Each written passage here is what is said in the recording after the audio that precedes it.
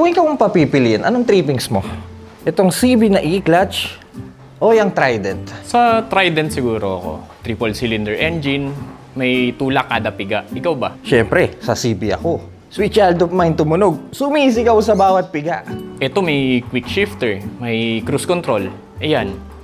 May E-clutch to. O ano? Kaya mga Cutie Pies, CB na E-clutch O 2025 Triumph Trident.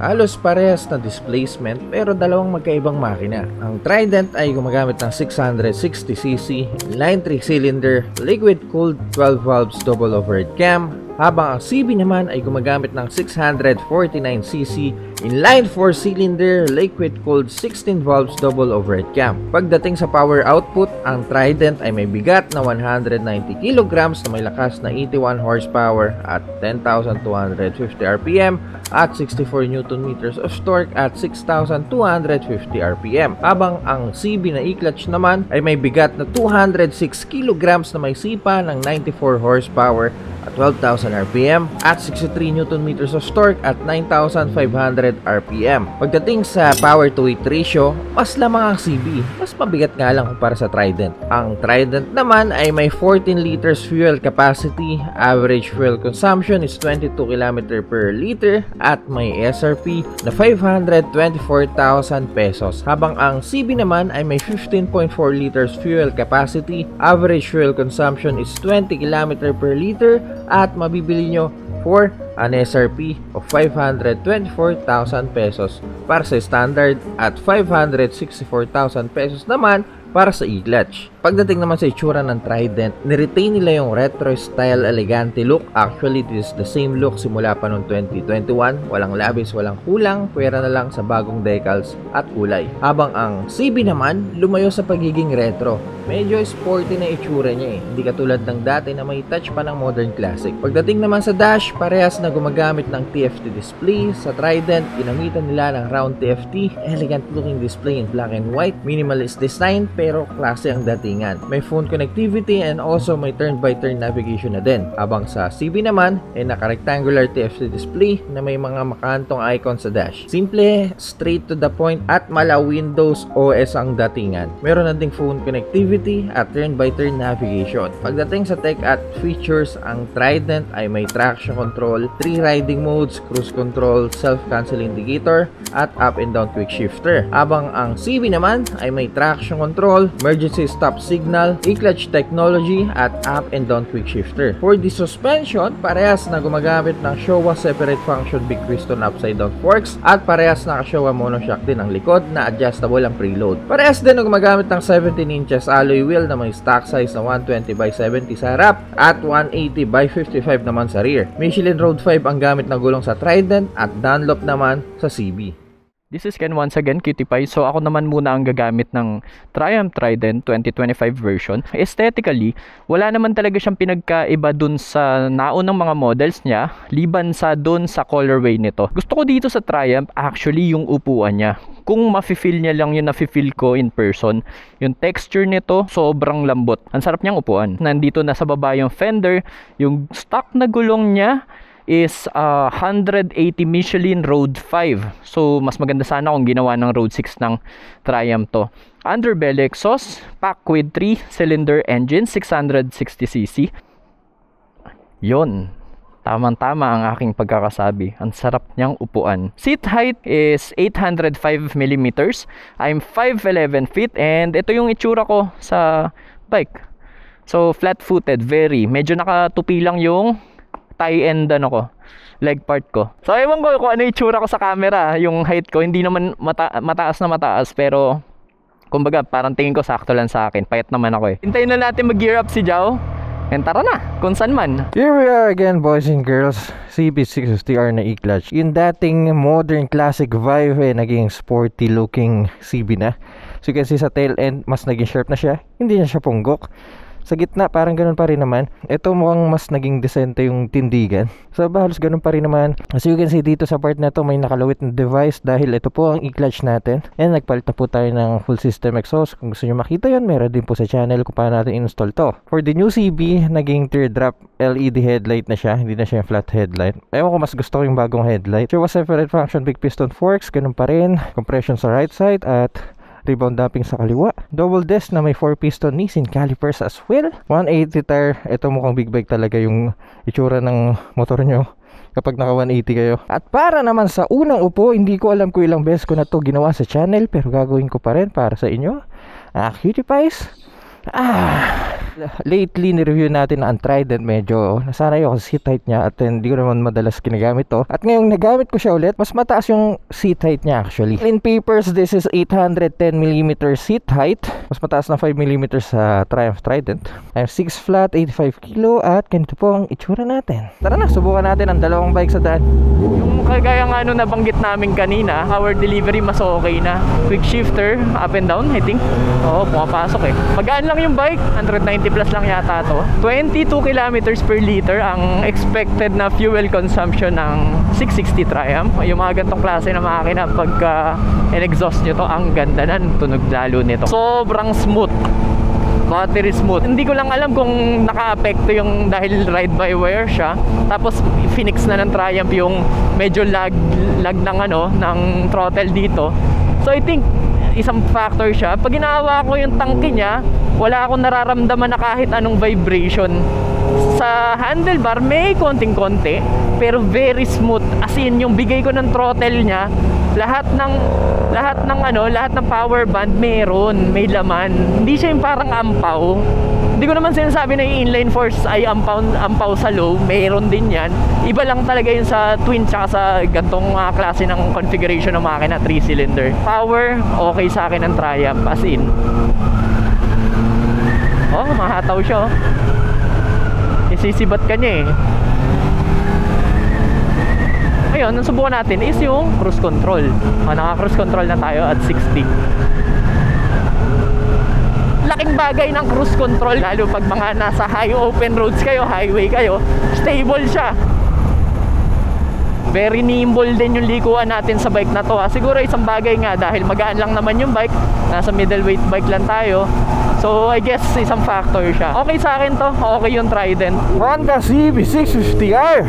Again, nagawa na natin ng review ang CB650R, I think 3 months ago. At nung isang araw, nasubukan natin ang Triumph Trident 660. Speaking, ayan, kahit pa paano maiko-compare ko yung pagkakaiba ng dalawa. Dahil narinig nyo na last content ang review ko dito sa Trident, sabihin ko sa inyo yung feeling dito sa CB. Hindi katulad ng Trident, may tulak siya sa low end, pero mid to high, andun ang kiliti niya, andun yung sweet spot niya. Pero hindi katulad ng Trident, 90% ng maximum torque mararamdaman mo sa lahat ng rev range ng Trident. Dito pili dahil yun ang karakteristik ng 4-cylinder at yun naman din ang karakteristik ng 3-cylinder. Mas mabigat man siya kumpara sa Trident, pero horsepower mas mataas to. Doon sa gaan naman ng Trident, parang parehas lang sila hindi nagkakalayo yung power ng dalawa kapag pinipiga mo na pareho. When it comes to design, ang Trident medyo andun sa pure side ng pagka Neo Retro. Ito kasi hindi na siya Neo Retro Maga nag-switch na ang CB to Naked Sport But then again, if you want Neo Retro bike, syempre Trident pa rin. Yun nga lang, para sa akin dahil sa makantong itsura ng CB, I mean humaba yung likod, yung tail section, nagkaroon ng point, mas malaki siya tignan. Ito kasi compact Pagdating naman sa tech, dito magkakatalo. Both have traction control, on and off nga lang. Merong emergency stop signal, yun po yung every time na mag-hard brake po tayo or emergency brake, magbiblink yung indicators natin, yung hazard natin para malaman na nasa likod. Also, ang pinaka-importante, meron siyang e-clutch. Sa lahat ng bikes, I think Honda lang ang meron pang technology nun. Yun po yung device na kung saan hindi mo na kailangan pang pumiga sa clutch, tulad ng ginagawa ko. Ayan, wala nang kwenta yun. Kanina pa nakaganto yung kamay ko eh. So yun, effective to. Naabutan kayo ng traffic, slow speed, di nyo na kailangan clutch tuwing magpapalit ng gear. Yun muna tayo, nabitin ako sa daan. Para sa presyo niya, tulad ng Trident, wala pa po siyang riding modes. Sa Trident, meron na kayong 3 riding modes. Meron pa kayong sport mode. Pero yun, sa Trident naman, meron quick shifter. By the way, meron din tayo quick shifter dito. Sa Trident nga lang, medyo makunat yung quick shifter niya. Kung malami yung sapatos niya, I think masira yung sapatos niya. Pero ito, smooth lang yung quick shifter niya. Pero sa downshift, yung auto blip niya, ewan ko, hindi ko gusto yung feeling eh. Hindi siya yung mabilis na pang, hindi siya ganun eh. Baga may parang hingal or sinok siya eh sa bawat downshift mo eh. Kaya naman, every time na mag-downshift ako, hindi ako papagtang, hindi tayo pipiga sa clutch, pero mag-rematch pa rin ako. Pero pwede namang downshift lang kasi may auto blip to. Hindi ko lang gusto yung feeling. Anyway, line 4, pakita ko sa inyo.